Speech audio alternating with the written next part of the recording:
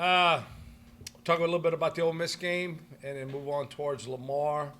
I thought our guys, I was really happy with the way we competed during the course of the game.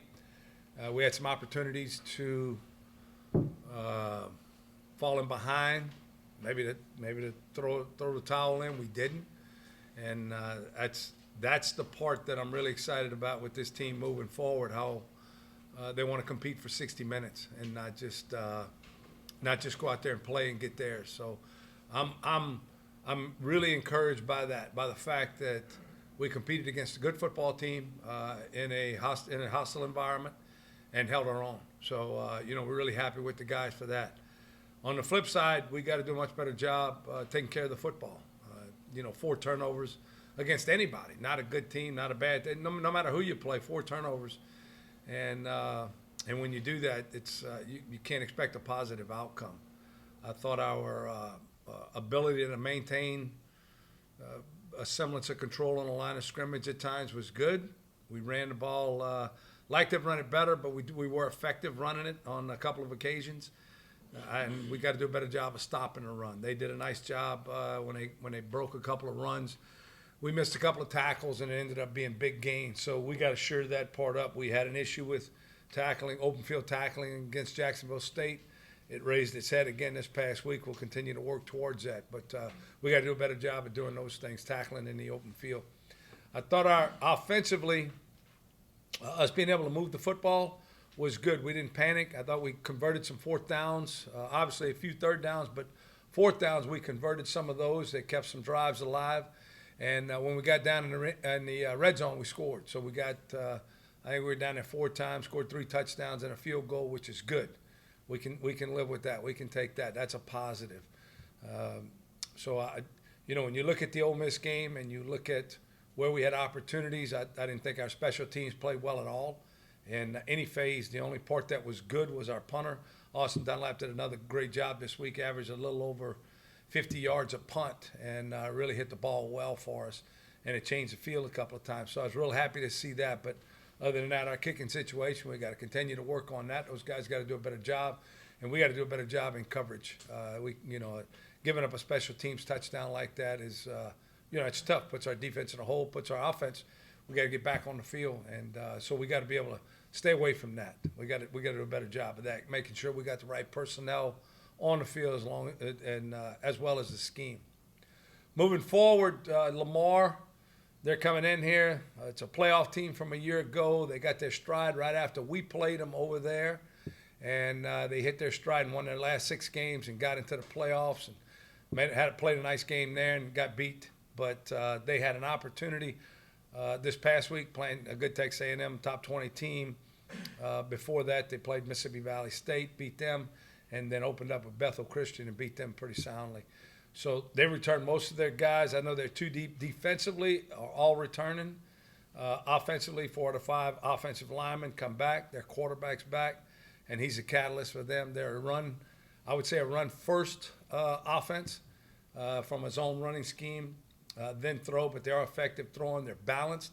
They're about 50-50 as far as production, run and pass. Defensively, they're second in the conference in points given up or yardage given up, total defense.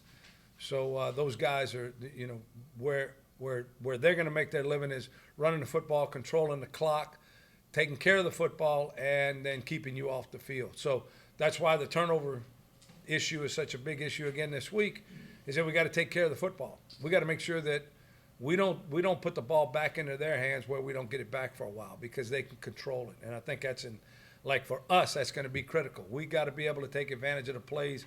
We have a chance to make them. We got to be able to make them, but then we have to take care of the football and convert the 3rd downs. And if we do those things, we'll put ourselves in a position to late in the game to pull one out. So I think it's critical for us this week also from a home game standpoint to have a home field advantage. When you go on the road in this conference, it's tough to win, but when we can fill this stadium up with our student body and the people in Hammond to give us that advantage, it really does play itself into our hands here in Hammond. This is a tough place to play. When you talk to coaches around the conference, if they come in here and the atmosphere is right, this is a really tough place to play for an opposing team. So we're looking forward to having the student body out here, the people of Hammond, and hopefully put on a great show for everybody. But we're looking forward to seeing those people.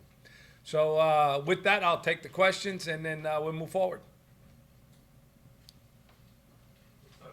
Frank, with Jason's 3 interceptions, what were they all the same type of throws or inaccurate throws or pressure? Or? No, really all 3 different throws. One was a deep ball, one was intermediate, one was short. I think the first one was a ball that Austin had a chance to catch. It was 2 guys on a deep post route that we wanted to take a shot early in the game, and they came up with it. I thought it was a very well thrown ball. The other 2 were poor decisions on his part. He didn't do a good job of that. And Jason's and he understands that. We talked about he's got to do a better job taking care of the football. He had a fumble also that we recovered, but it's a fumble that put us outside the chains again because it became a sack that he just dropped out of his hands. He's got to do a better job of taking care of the football. So those other 2 interceptions were, those are some things that we can control. And I think when you do that, when you take care of the things that you can control, you feel a lot better about yourself. When you make those mistakes and things happen that really, no matter who you're playing, whether it was Ole Miss or Jacksonville State or Lamar, the opponent made no difference in some of those decisions. So he's got to do a better job. And he knows that. He felt bad about the whole thing, but he's got to do a better job taking care of the football. I thought he moved well in the pocket the other day. I thought he extended a couple of plays, which I was really happy to see. He stepped up, made a couple of throws, especially a 4th down play. But the interceptions are, those are some things that we got to eliminate that from our playbook. How much are you looking back at last year's Lamar game for a clue as what you may want to do this year? A bunch. Yeah, we study that. Yeah. The matchup, personnel matchup, you always study those. They got a lot of guys coming back on defense. I think they got 7 or 8 starters back on the defensive side of the ball, including the 2 deep on the front. So we've got some guys that are back, so we can kind of see the matchups that we had against those guys and how we fared physically. So we'll have an idea. Their defense coordinator stayed the same, so it does give us an idea as to how they wanted to play us, certain formations, certain looks, what they thought about us, things like that. So you do get a clue inside the mind of that guy. Now for them, they'll be studying their game against McNeese. So when Lance was the head coach there, and so they'll be looking at the McNeese game for them offensively as to how McNeese played them defensively. So, obviously we'll look at that to see if there's some things that carry over from that game that we can use for us, or if not, go with a completely different game plan. You kind of touched on this after Jacksonville State, just saying things are happening here. How much do you think that you got people's attention based on what you guys did Saturday? Rob, I don't know. I probably am more disappointed than anything else. I like the way that we played. I'm proud of this. I like this team. I told y'all that from the beginning. I said this a long time ago. I really like this team. I think these guys are really, they bought into each other, and the locker room is good. So the competitive character of these guys is starting to come out. It's allowing them to play free. So I like that. I'm disappointed in the mistakes that we made, the opportunities that we had from a turnover standpoint, the special teams touchdown, where, those were mistakes that guys made, not caused by Ole Miss, just mistakes that we made. That it was really a good kick in the corner of the end zone, corner of the field that we had a chance to converge on, and we didn't do it.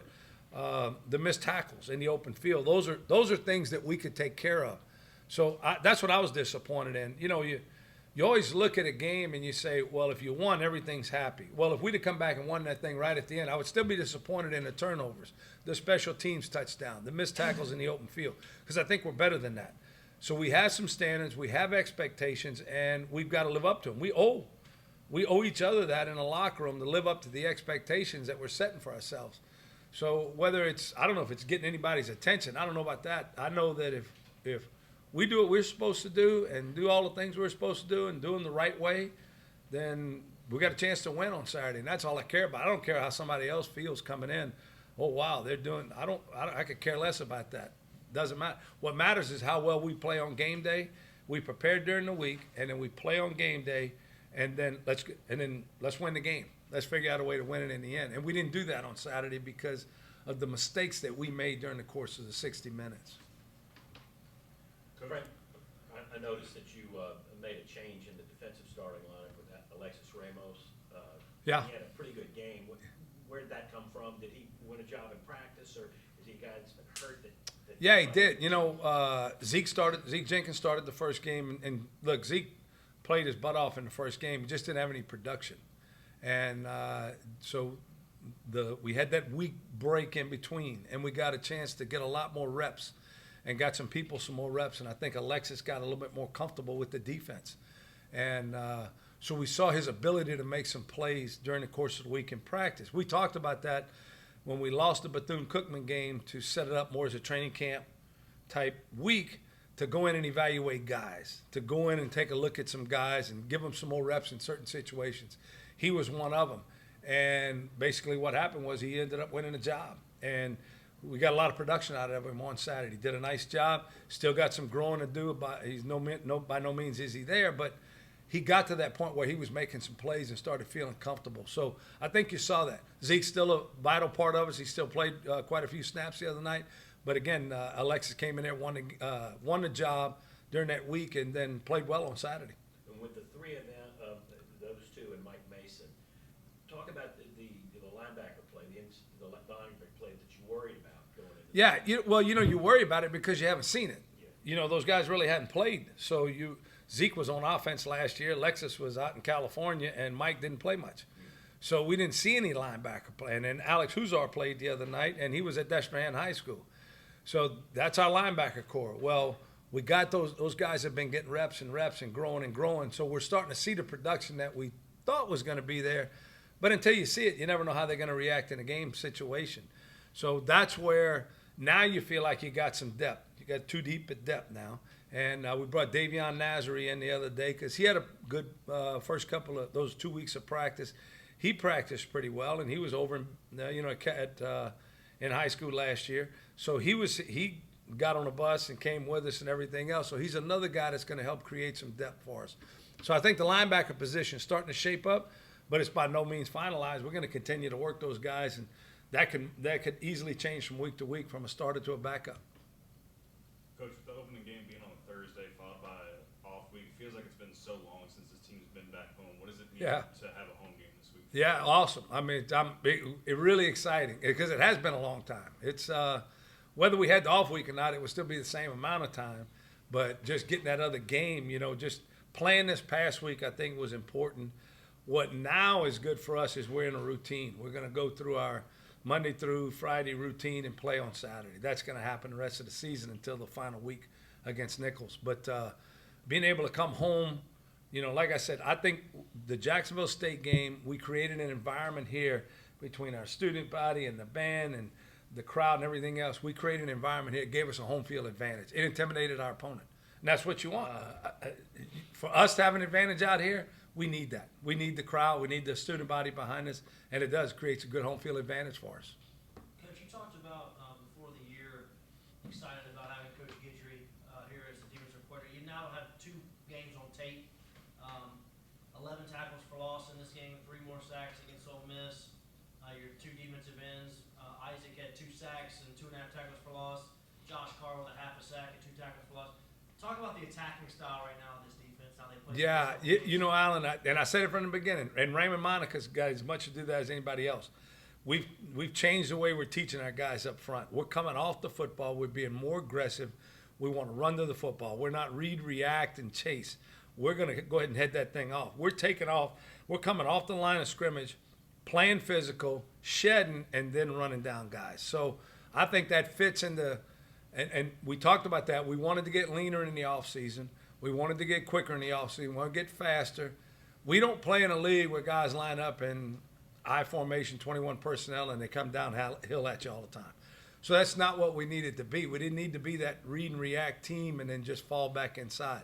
We got to go chase people down, which means there's going to be bubble screens and zone reads and quarterback keeps that our guys got to redirect and go chase. Well, that fits us more now with Josh Carr and Isaac and Fred Brown inside and Stephen Wright and those guys. We don't need 320 pounds sitting there in the middle going gap to gap. We got to go chase to help create some seams for us. So that's what I think you're seeing. And Obviously, it fits what Lance likes to do. He likes to run, but it really fit what my vision was for this defense, which is to be fast and attacking, always getting up the field and bringing it to the offense, not taking it from the offense.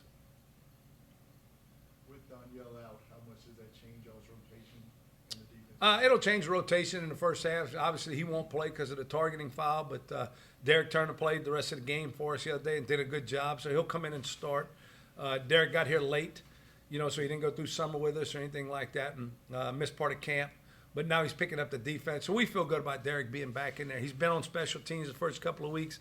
Didn't play much in the first game, but in this week's game against Ole Miss, played a bunch after Donnell went out. So, he'll go in. Pat will be the backup safety behind Trey and Donnell. Trey and Derek. And so that'll give us a 3-man rotation back there. Yeah, so we'll be okay on that. Talk about your offensive line, how you felt like they performed again. I know coming into the week, Ole Miss had a really good defensive front. Didn't give up a lot of points to Memphis, didn't give up a lot of points to Arkansas. Talk about how your offensive line played in this game. Yeah, Alan, I thought they competed the entire game, man. They, you look at those guys and you go across the board. I think Pat Allen's playing at a real high level right now. I thought he held his own against an SEC football team one-on-one. Not in the scheme of things, one-on-one as far as protection, coming off the ball, in the run game. When he had an opportunity in a one-on-one situation, he won a heck of a lot more than he didn't win. Jarius Gooch did a good job. His effort allows him to play like he does. Drew Jones played well. Alfred Beverly, and then Wyatt Richtoven came in after Alfred got hurt. And then Rendon Miles Carrick at right tackle. I think we got 6 guys right now that we're playing and rotating guys in and out of there that you want some more depth, but we got 6 good players that we can put on the field, feel comfortable with. Again, I wish we could have run the ball a little bit better, had more yardage, more production, but I think there were some times we schemed some things up and we were able to move the line of scrimmage, and because of that, we were able to get some gains. Both touchdown runs were schematically, the offensive staff did a nice job getting it set up, but we still had to block them. And Branson did a good job on the perimeter. It was probably his best game since I got here from a physical standpoint of moving guys. And again, those guys are SEC-type players. Not SEC-type. They are SEC players. And some of those guys are going to play in the NFL. And we did a good job, not only holding our own, but winning at times at the point of attack. Coach, what are you seeing out of Lamar in their offense? Yeah, it's like I said, it's a run-based offense for the most part, run, play, action type stuff. They're about plays-wise, they run more than they throw, but yardage-wise, production, they're about 50-50. They're going to try to keep the football, not turn it over. Big plays come with the quarterback. He's the catalyst for them. Their running back's really good, but the quarterback makes it go. He's the guy that, you got to really account for. He didn't play against us last year, or minimal, and it was after our game they made the switch to him, and since then they got on a roll, and they've won 8 out of 10 games since he's been the starting quarterback. I think that's what it is. But they've won 8 out of 10, including the playoffs. So, he's the guy that it's good. Everything goes through him, and he's a good decision maker. I had a chance to talk to him, spend some time with him at the media days. Awesome kid. So he causes problems. Whoever plays against those guys, he's going to cause some problems. So we got to be alert and always know where he's at all times. You mentioned the majority of their defensive starters being back. What challenges are they going to present for you guys? Yeah, experience. Like, they're athletic. They run around well. But the experience that they bring back. So we're not going to give them anything new that they haven't seen. They've experienced those things and being able to run to the football. They play hard. Right now they're at the top of the conference. I think they're second in total defense. First or second in third down conversion defense. Second in pass defense or pass efficiency defense. So they've got some experienced guys across the board. They do a good job pressuring the quarterback, but their secondary does a good job driving on the ball. So they're an aggressive group back there. A lot of stuff underneath. They blow it up, attack it and blow it up. So that's where those guys, I think, do a good job is they're really comfortable in who they are because of their experience and allows them to play a lot freer and faster. What does that mean for you guys? We got to match it, man. We got to match it. Because of them up front, we got to do a great job in protections, which we have done. We've done a good job. We got to continue to do that. But we got to come off the ball in the run game because they're going to fill gaps pretty fast. I think their safeties are downhill guys, so there's going to be some times Devontae and Coop are going to be one-on-one with a safety, and it might be tight quarters, and we just got to make a miss. If we can make a miss, we got a big play, but we got to have that opportunity to make a miss. So that's for us. It's finding that seam and getting that one guy, making that one guy miss, which our guys can do that. You know, Devontae and Coop, they're both capable of doing that. We just got to be able to do that. Right, would you talk about Mason and Ramos, a little bit about their physical abilities and what got them in the lineup? I think both of them run well. So they flow and run. They're not pluggers. I think Mike started slow the other day. He had a bad first series, didn't play well at all. Kind of got his breath, got his emotions back on the check, and then played really well after that. Like I said, Alexis he got better as the game went on, really. He started feeling more and more comfortable. But both of them had the ability to run. Mike's shorter. Alexis is more rangy. They know what they're doing. They fit well within the scheme of things. They're both good in coverage as far as matching up with backs and tight ends. So you feel comfortable about that. When you see 3 points, what was A&M able to do to kind of limit Lamar's offense? They shut down the quarterback, the runs. They dominated the line of scrimmage. They brought guys in and then brought pressure. Again, shut down the line of scrimmage. And we can't do that. We're not going to be that good to match up with them like that. But that's what they did. They wore them out up front. And Lamar tried a lot of different things and just couldn't get anything going. So, but A&M's a good football team, man. Right. They're pretty good. They're not on the schedule this year, and that's a good thing. Your two conference play seemed like it just started and you're already here, man. So It's good, Rob, because this is what we point towards, right? Right. You point towards every week, but this is going to set us up now. This puts us in a position to go and look. We got 9 flags out there of conference championships in the history. We won a 10th one, and this is where it starts right now. It starts now. We got a chance to write the book, another chapter in the book on what we want to do, and with conference play. At home, we can't ask for anything better. We got it at home. We got the opening game. It's at home. Against a team that's coming in here, we know we can measure ourselves against from a playoff standpoint because they were there last year. They got the majority of their guys back this year. They're a good football team. So, for us, it's a great measuring stick to find out who we are at home. And then I think that's what's important. So it's exciting, to tell you the truth.